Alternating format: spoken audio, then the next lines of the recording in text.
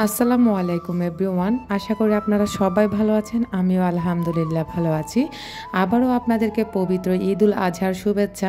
ঈদ মোবারক। স্বপ্ন নূরের সংসার থেকে আমি তানিয়া নূর আছি আপনাদের মাঝে নতুন আরও একটি ব্লগ ভিডিওতে আপনাদের সবাইকে ওয়েলকাম করছি।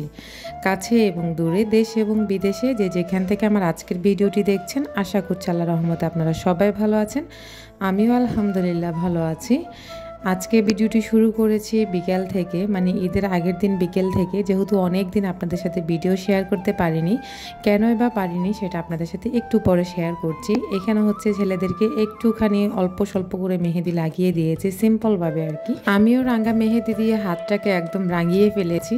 তো আসলে আমি কিন্তু সিম্পলভাবে দিতে চেয়েছিলাম, পরে একদম দিতে দিতে একদম কি বলে হিজিবিজি করে ফেলেছি। তো তারপরেও কিন্তু খারাপ লাগে না, মেহেদি রাঙা হাত দেখতে কিন্তু খুবই ভালো লাগে। আর আসলে সবসময় আমার মেহেদি দেওয়া হয় না, তবে এখনকার মধ্যে ঈদে একটু আধটু দেওয়া হয়। মেহেদি পরতে কিন্তু আমি খুবই ভালোবাসি, তবে আমি তো আসলে তেমন একটা সুন্দর ডিজাইন জানি না, যার কারণে আসলে আমি মেহেদি পরতেও আমার ইচ্ছে করে না। আমার ইচ্ছে হয় মেহেদি দিব একদম সুন্দর একটা ডিজাইন করে, যেটা দেখলে অন্যের কাছেও ভালো লাগবে, আমার কাছেও ভালো লাগবে। তো যাই হোক, এখন আমরা চলে যাব আমার মামার বাসায়। সেখানে হচ্ছে যাওয়ার আগে যে আমি ভাত খেয়েছি, তো ভাত খেয়ে থালা প্লেটগুলো ধুয়ে তারপর হচ্ছে সিঙ্কটা পরিষ্কার করে যাব। এলোমেলো করে রান্নাঘর বা ঘরটা যদি রেখে যায় তবে কিন্তু ফিরে এসে আবার কিন্তু নিজের কাছে খারাপ লাগবে। তো আমি ভেবেছিলাম আপনাদের ভাইয়া সহ যাব আর কি। তো সে কিন্তু আমাদেরকে গাড়িতে উঠিয়ে দিয়ে চলে আসছে বাসাতে। তো আমরা এখন আছি ফ্লাইওভারের উপরে। তো আমরা কিন্তু আসলে সিএনজিতে উঠে গেছি, কারণ আমি বাসে যেতে চেয়েছিলাম। আরফান কিন্তু বাসে যাবে না, তো যার কারণে হচ্ছে আমরা সিএনজি নিয়ে নিয়েছি। তো আসলে মালিবাগ এখান থেকে যেতে কিন্তু তেমন একটা টাইম লাগে না, আর তাছাড়া ভাড়াটাও একদম রিজনেবলের মধ্যে পাওয়া যায়। তো আমরা সবসময় 180 টাকা কিংবা 200 টাকার ভিতরেই যাই। তো আজকে হচ্ছে 220 টাকায় পাইছি আর কি। তো যেহেতু এখন ঈদের সিজন, পরের দিন ঈদ, যার কারণে একটু বেশি নিয়েছে, 20 টাকা হয়তো বেশি নিয়েছে। তো যাই হোক, মালিবাগ আসার সময় সবচাইতে ভালো জায়গাটা হচ্ছে ফ্লাইওভারের উপরে উঠলে এত বেশি ভালো লাগে। আসলে আবার গাড়ির গন্ধটাও আমার কাছে বেশি লাগে, তারপরও আগের তুলনায় কমে গেছে। তো যাই হোক, এখন গাড়িতে চড়তে চড়তে চলে আসলাম মামার বাড়িতে। এসে তো আসলে সবার রিয়াকশনটা ছিল অন্যরকম, যদিও আসলে আমাদের মধ্যে তেমন কেউ ক্যামেরার সামনে আসতে চায় না। তো আসলে কে কিভাবে নেয় সেটা আমি জানি না, আর ক্যামেরার সামনে ওরা কেউ আসতে চায় না, যার কারণে আপনাদের সাথে ক্যামেরা বন্দি করতে পারিনি। মালিবাগ আসলে যেই কেউ, শুধু আমি না, যেই কেউ যায় তারা এত বেশি খুশি হয়। বিশেষ করে আমার ছোট ছোট মামাতো ভাই এবং মামাতো বোনের ছেলেরা আছে, তো ওরা এবং কে প্লাস আমার মামাতো বোনেরা এত বেশি খুশি হয়েছে আমার ছেলেদেরকে দেখে, আমাকে দেখে। তো আসলে আপনাদের সাথে যদিও সব কিছু শেয়ার করতে পারিনি, অল্প স্বল্প টুকটাক শেয়ার করেছি। তো এখন হচ্ছে আমরা ওই দিক দিয়ে চুলাতে দেখেছেন চায়ের পানি বসিয়ে দিয়েছে, সাথে হচ্ছে রুটি বানানোর জন্য পানি বসিয়ে দিয়েছে।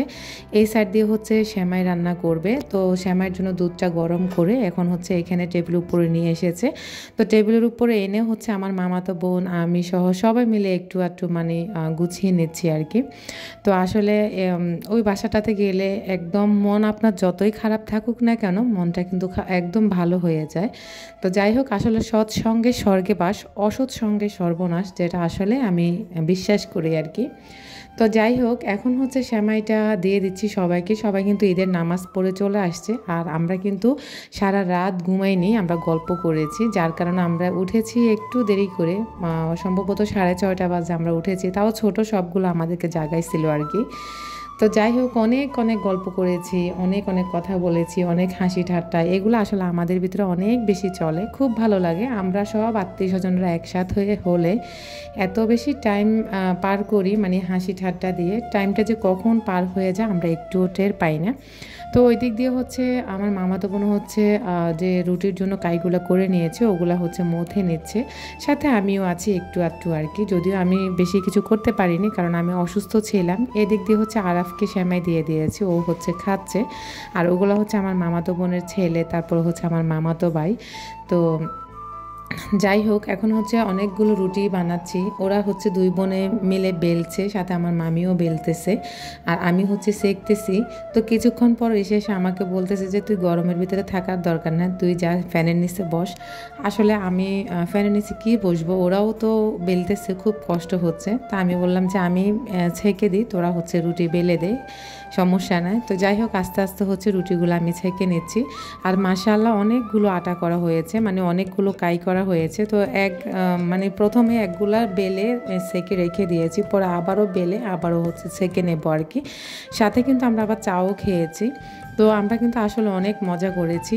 আসলে গত কোরবানির ঈদটা আমার একদম মাটির মতো গেছে, মানে আমি ওখানে আমার কোরবানি ঈদ বলতে কোনো ফিলিংসে হয়নি গত বছর আমি ডেঙ্গু জ্বরে আক্রান্ত ছিলাম, প্লাস শ্বশুর বাড়িতেও ছিলাম। আর এবছর হচ্ছে আমার মামার বাড়িতে, মামার বাসায় ছিলাম আর কি। তো আসলে মামার বাসায় এসেও কিন্তু আমি অসুস্থই ছিলাম।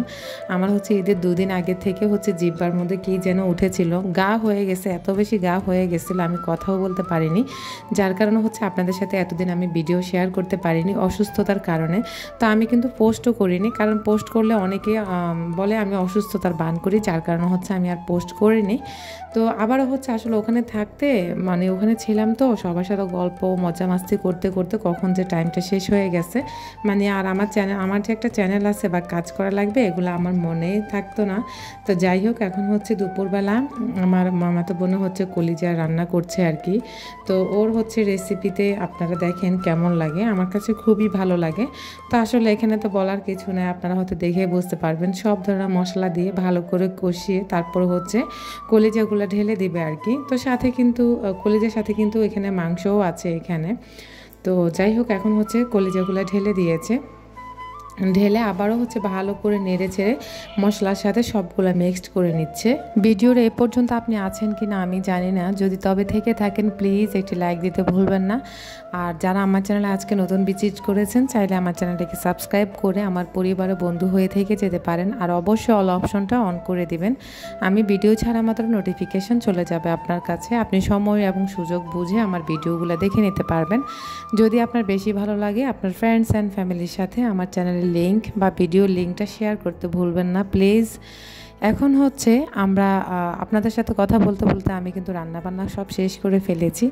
যদিও আসলে কোরবানির ঈদে এত বেশি ঝামেলা থাকে, মানে একদিকে কাজের ঝামেলা আর একদিকে খাওয়ার ঝামেলা, মানে ঝামেলায় মনে হচ্ছে সারাটা দিন চলে যায়।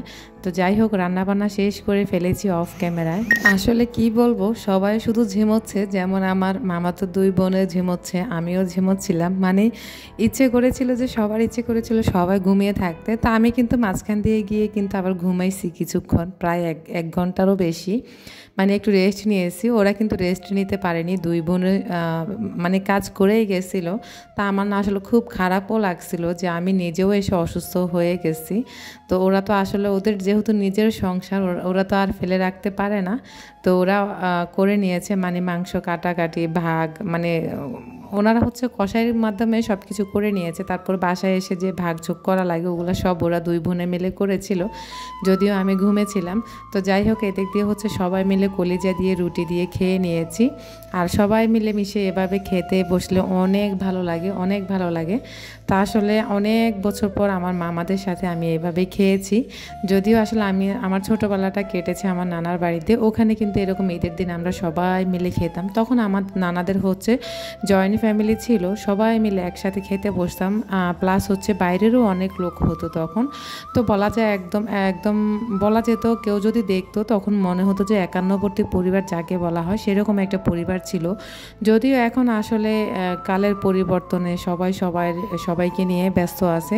তো আসলে গ্রামে এখন আর মূলত কেউই নেই, শুধু আমার এক মামা আছে আর আমার মা থাকে গ্রামে। আর আমার সব খালা সব মামারা হচ্ছে সবাই ঢাকাতে হচ্ছে আছে আর কি, মানে ঢাকাতে সবাই সেটেল আছে আলহামদুলিল্লাহ। তো যাই হোক এখন হচ্ছে ওই যে কলিজা খাওয়া দাওয়া আমাদের সব শেষ।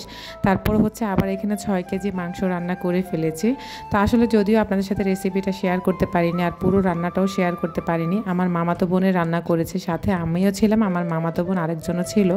ওই দিক দিয়ে হচ্ছে ভট বসিয়ে দিয়েছিল, আর ভট পরিষ্কার করতে এত বেশি কষ্ট হয়েছিল আমাদের 3 জন, আসলে কি আর বলার, কিছুই বলার নেই। তো যাই হোক সব শেষে হচ্ছে এখন সন্ধ্যার সময় আমরা 3 জনে মিলে কফি খাবো, যার কারণে দুধ গরম করে নিচ্ছি। আজকের মতো এখানেই বিদায় নিচ্ছি, আল্লাহ হাফেজ।